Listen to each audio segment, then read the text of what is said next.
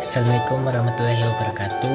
Perkenalkan, nama saya Ardi Setiadi, NIM B1B121221 dari kelas C jurusan Manajemen Fakultas Ekonomi dan Bisnis Universitas Halewoleo. Saya di sini untuk mempresentasikan hasil tugas saya yang diberikan oleh dosen saya, Dr. Elianti Agus, mata kuliah Wawasan Kemaritiman. Untuk tugas itu sendiri berjudul Diplomasi Maritim Indonesia dalam menjaga kedaulatan Kepulauan Natuna 2014 sampai 2019 yang ditulis oleh Asep Setiawan dan Ali Norzaman. Untuk yang pertama, geografi dan potensi Natuna. Kabupaten Natuna adalah salah satu kabupaten di Provinsi Kepulauan Riau, Indonesia. Natuna merupakan kepulauan paling utara di Selat Karimata. Di sebelah utara, Natuna berbatasan dengan Vietnam dan Kamboja. Di selatan, berbatasan dengan Sumatera Selatan dan Jambi. Di bagian barat dengan Singapura, Malaysia, Riau, dan di bagian timur dengan Malaysia Timur dan Kalimantan Barat.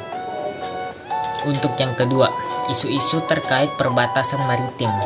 Kabupaten Natuna secara administrasi berbatasan dengan sebelah utara, Vietnam dan Kamboja, sebelah selatan, Kepulauan, sebelah timur, Malaysia, dan sebelah barat, Kabupaten Kepulauan Anambas.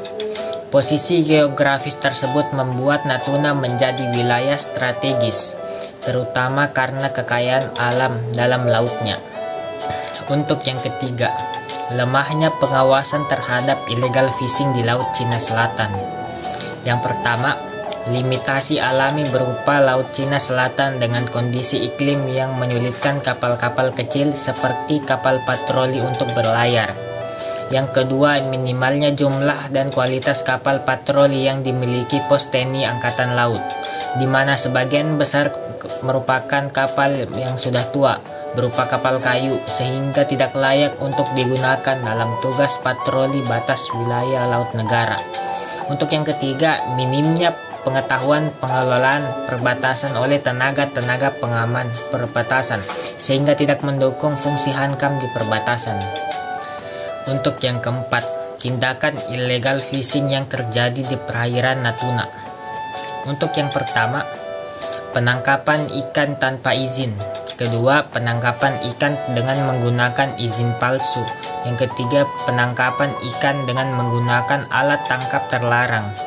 Dan keempat, penangkapan ikan dengan jenis yang tidak sesuai dengan izin.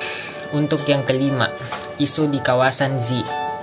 Indonesia mengenal zona ekonomi eksklusif berdasarkan UNCLOS 1982. Oleh karena itu, sepanjang 200 mil laut dari garis pantai merupakan kedaulatan Z, kecuali diatur oleh perbatasan maritim.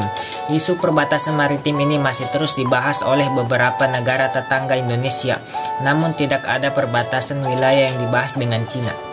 Untuk yang keenam, adapun berbagai perjanjian yang telah berhasil disepakati adalah sebanyak 18 perjanjian perbatasan maritim, yaitu Indonesia Malaysia, Indonesia Singapura, Indonesia Australia, Indonesia Thailand, Indonesia India, Indonesia India Thailand, Indonesia Vietnam, Indonesia Filipina, dan Indonesia PNG.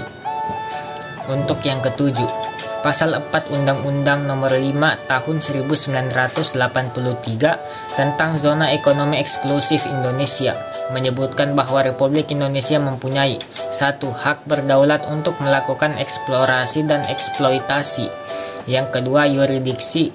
Dan ketiga, hak-hak lain dan kewajiban-kewajiban lainnya berdasarkan konvensi hukum laut yang berlaku. Untuk yang kedelapan, isu dengan Cina.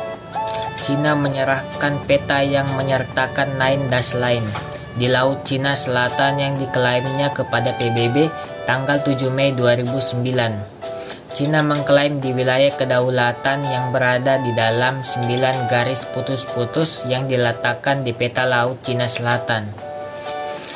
Cina mengklaim peta itu berdasarkan penafsiran historisnya, sehingga tidak ada standar internasional seperti tanggal penerbitan, koordinat, dan ciri peta modern lainnya. Mungkin itu saja yang dapat saya sampaikan. Lebih dan kurangnya mohon dimaafkan. Wabillahi taufiq wal hidayah. Wassalamualaikum warahmatullahi wabarakatuh.